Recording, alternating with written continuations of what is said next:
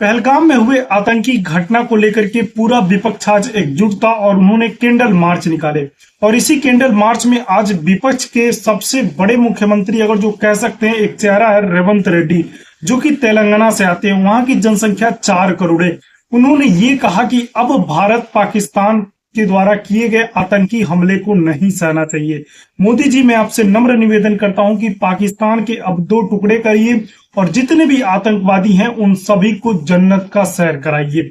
मैं ऐसा क्यों कह रहा हूं? और ये सब बातें रेवंत रेड्डी ने कहा। उन्होंने कहा कि जब 1967 में चाइना ने जब भारत के ऊपर हमला करा था तो इंदिरा गांधी जी ने उसका मुंहतोड़ जवाब दिया था।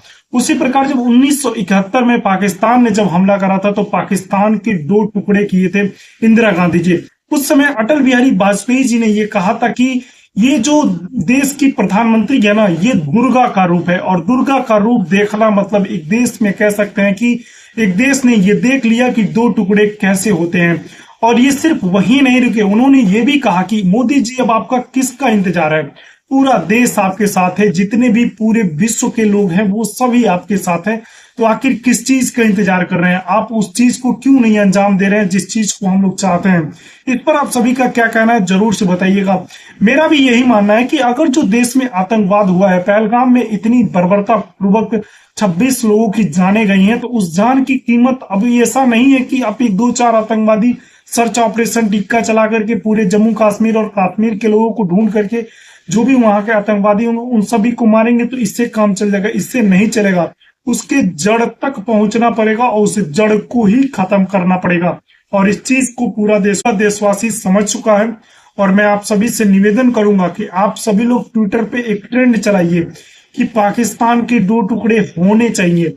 और ऐसा सिर्फ कहने से नहीं होगा, लगातार इस पर सवाल से सरकार से करनी होगी, तभी ये सरकार कुछ कर पाएगी। नहीं तो नरेंद्र मोदी जी अलग से प्लानिंग तो कर ही रहे हैं, जो करना होगा उनको करेंगे, लेकिन एक देशवासियों के भावनाओं को जो समझना है वो कौन समझेगा? आखिर हम लोग किससे मांग करेंगे? जिसको पीएम बनाए उसी से तो मांग करेंगे। तो देश की ये जनता इस समय यही मांग है कि पाकिस्तान में जितने भी आतंकी है, चाहे कहीं पर भी छुपे हो, उन सभी आतंकियों को जन्नत का सैर कराया जाए और उनको ये दिखा दिया जाए भारत अब इतना कमजोर देश नहीं रहा कि तुम जब आओगे तब आकर के आतंकवादी हमला करे जाओगे।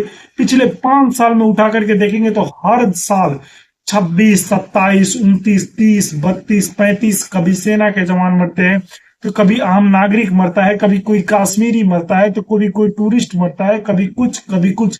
आखिर ये कब तक चलता रहेगा देश में? इस पर आप सभी को क्या कहना है जरूर से कमेंट करिएगा। तो मिलते हैं किसी और अपडेट के साथ, तब तक के लिए नमस्कार।